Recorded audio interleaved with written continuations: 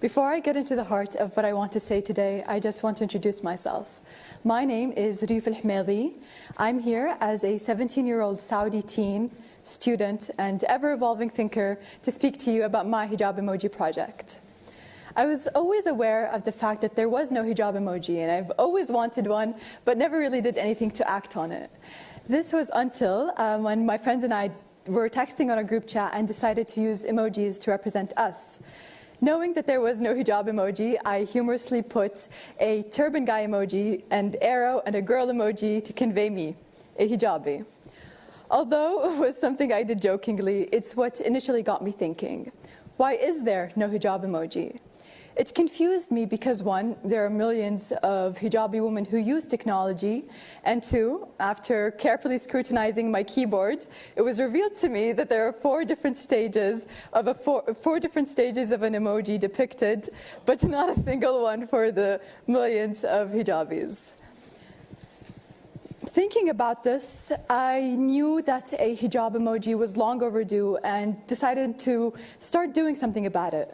So that day, I used Mashable's Snapchat story to write an emoji proposal. Yes, you heard right, an emoji proposal.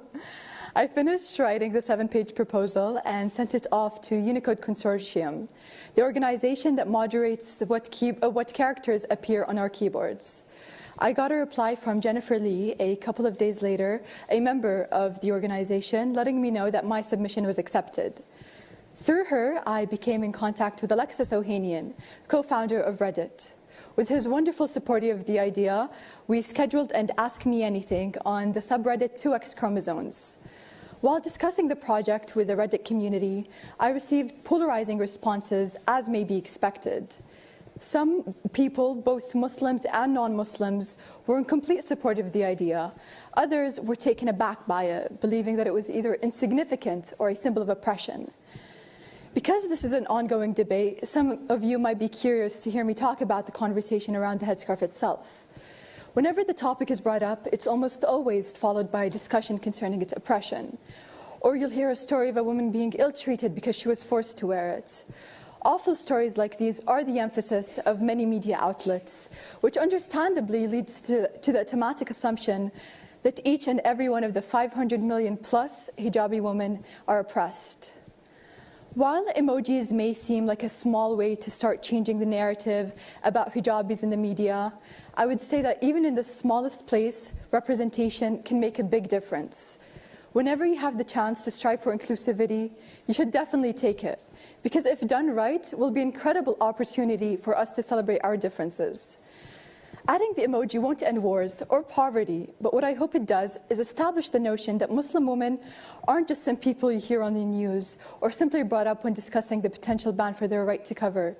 They, just like you, use emojis and use technologies. And emoji being a common platform for many different people across the globe will hopefully indirectly influence that line of thinking. All the attention the proposal has gotten is truly phenomenal, and I'm excited to say that if you look in your phones today, you will see the hijab emoji. It was through the simple yet powerful tool of technology that many hijabis around the world have been able to experience the euphoric feeling of being represented. I also received the response that I had hoped for. I got several DMs from young Muslim women thanking me for the emoji, and that was definitely an integral part of me seeing the big picture.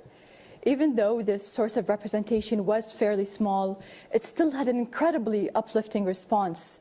So you could only imagine the myriad of possibilities young Muslim girls will be able to construct for themselves if representation was present at an even larger scale. Even with some of the harsh feedback I've gotten, my vision for the project remains unchanged. Through it, I'd also hoped to achieve the encouragement of open dialogue about the hijab itself through events such as Solve.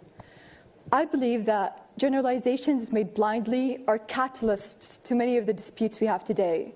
So I'd kindly like to encourage each and every one of you to please talk, ask, and most importantly, engage with those who aren't given a platform to speak for themselves.